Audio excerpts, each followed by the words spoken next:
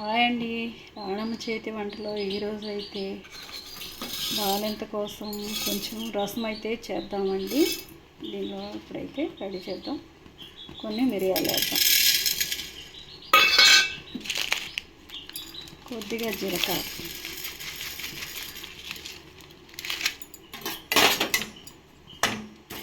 దోరగా వేసుదాం.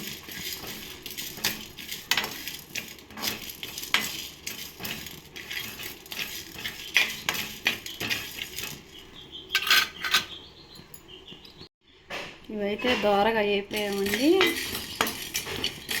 ఆపేద్దాం. ఇవి కొద్దిగా చిన్నిపాయలు వేసి ముద్దలాగా దంచుకుందాం. రోట్లో గిన్నె పెట్టామండి, ఆయిల్ వేసేద్దాం.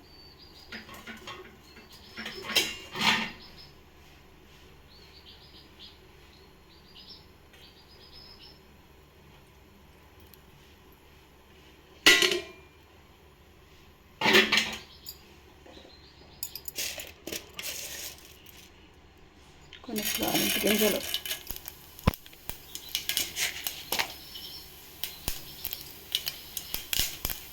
రెండు ఎల్లుగడ్డలు, కొద్దిగా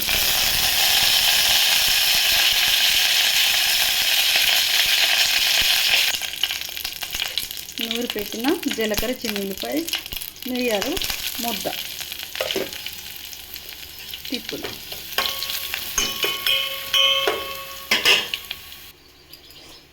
ముందుగా కలిపి తీసిపెట్టిన టమాటా రసం, టమాటాలు, కొద్దిగా చింతపండు వేసి ఎలాగైతే రసం పిండి గిన్నెలో తీసామండి. దీన్ని ఇప్పుడు కోపులో పోసేద్దాం.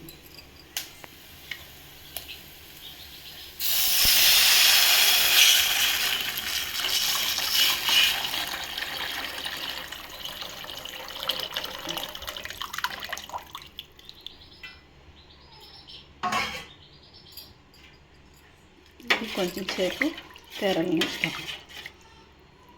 దీనిలో ఇప్పుడు పసుపు, కొద్దిగా కారం వేద్దాం,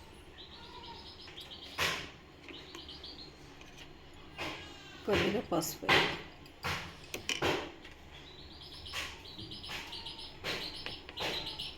చెంచా కారం, చెంచా ఉప్పు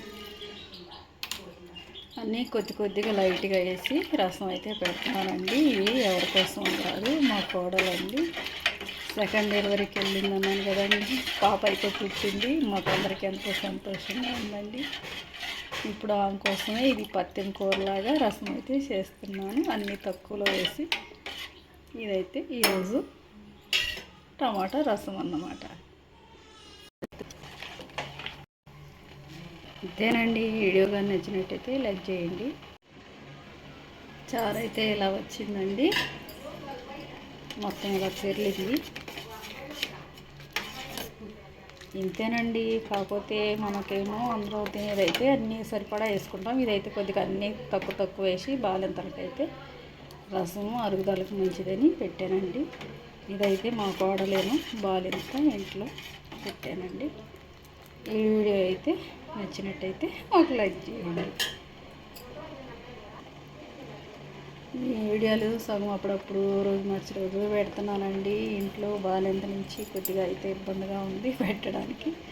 తిన్నప్పుడు ఏదో చేసి పెడుతున్నానండి. మధ్యలో మిస్ అవుతున్నాయి. కొంచెం కొన్ని రోజులు పోతే అన్నీ కంటిన్యూగా చేస్తానండి, ఏమనుకోమాకండి. ఇది నచ్చినట్టయితే లైక్ చేయండి.